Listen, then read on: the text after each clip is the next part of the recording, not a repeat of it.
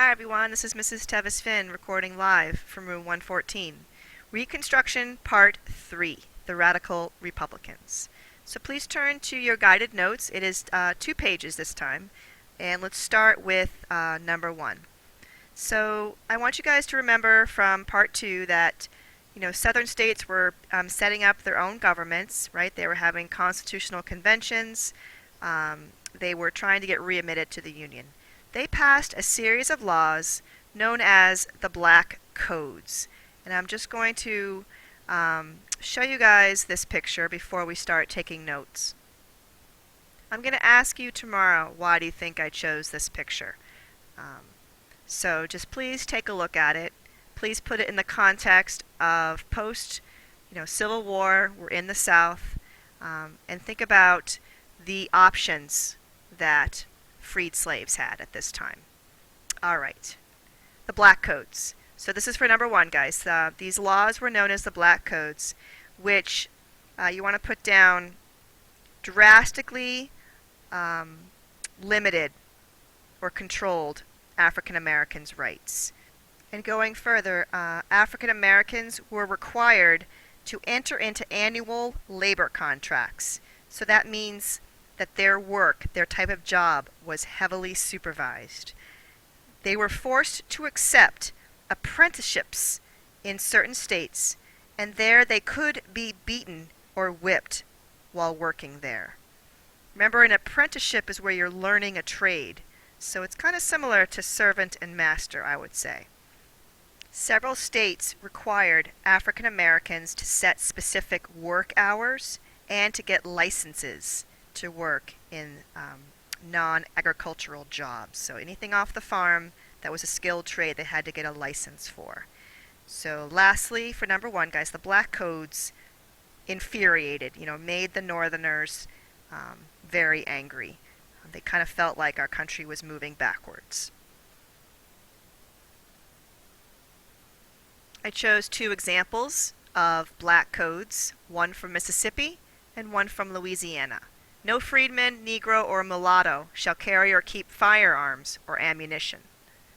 No Negro or freedman shall be permitted to rent or keep a house within the limits of the town under any circumstances.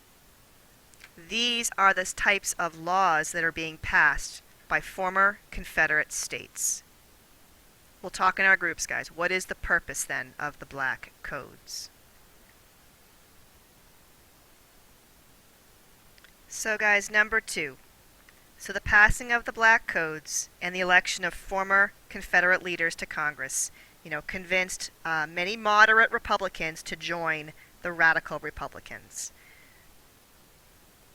So now with a larger group, they decide to start their own plan for Reconstruction, and it starts with this Civil Rights Act.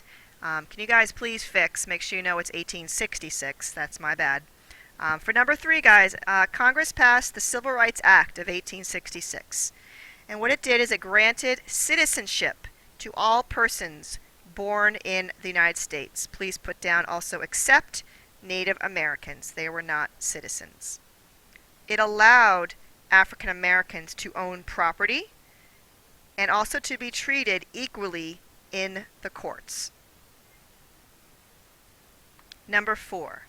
The Supreme Court, though, still contained several former slave owners. The Supreme Court justices used to own slaves. So, the radical Republicans are worried that the Supreme Court would overturn the Civil Rights Act. So this motivates them. The Republicans then introduce the 14th Amendment. And so that guarantees, rights of citizenship to all persons born in the U.S. All right, and I just gave you some of the wording of the 14th Amendment, right? So due process, think about how, now former slaves can have, fair trial. They can be protected under the law. This is a big deal. So is there support for the 14th Amendment?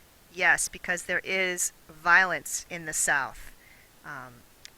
Put down one incident occurred in Memphis, Tennessee, May 1866. White mobs killed 46 African Americans and burned their homes, churches, and schools. This convinced, guys, the moderates to support the 14th Amendment. So for number 6, guys, President Johnson, you can just put down he attacks the amendment. So he is against the radical Republicans, and he hopes that his plan, will be supported. All right, guys, so moving on to number 7. So the radical Republicans. In March of '67, guys, Congress passes, you can put down the Military Reconstruction Act. So what that does is divide up the former Confederacy, put down not Tennessee, because it had ratified the 14th Amendment. So it's divided up with a Union general, to oversee and take charge of each of those districts. So, with the military supervising the voting, 6 former Confederate states are readmitted to the Union because they met the requirements. A couple of the states you guys could put down would be North Carolina and South Carolina, Florida, Alabama, Louisiana, and Arkansas. All right, so they are allowed back in. That's also because the military is almost babysitting them to allow the blacks to vote without violence. All right, so now pretty much it's Johnson versus the Republicans. All right, and so Johnson's going to try to go around the Republicans. The Republicans want to be able to use the Secretary of War, Edward Stanton, to try and enforce some of their Reconstruction laws. So guys, the Republicans, so we can put down for 8, guys, I'm on the second page, they wanted to prevent Johnson from going around them. So they passed, I spelled it out for you guys on this slide, put down they passed the Command of Army Act and the Office of Tenure Act. And so what this does is kind of require Johnson to go through the War Department, through Stanton. And he fights back by firing Stanton and barricading himself in his office for 3 days. So Johnson is pretty much fighting back. Congress votes to impeach him. And basically, guys, you should know the conclusion of this is that they were only 1 vote short. So pretty close. Johnson almost lost the job of presidency.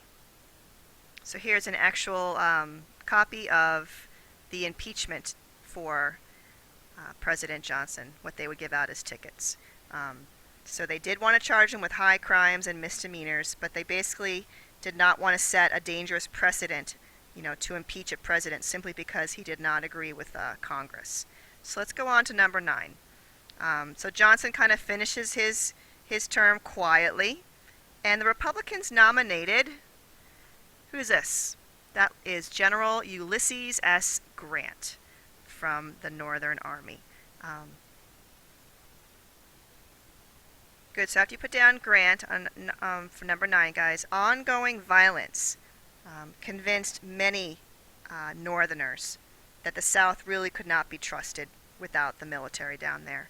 So the presence, guys, of the military allowed African Americans to vote, which did result in 6 southern states, voting for Grant. That's huge. So the African Americans voting did allow Grant to win in the South. And lastly, I'm on number 10, guys. Republicans then passed the 15th Amendment. Why did they do it at this time? Well, they had a majority in Congress and a trusted new president, right? Johnson no longer in office.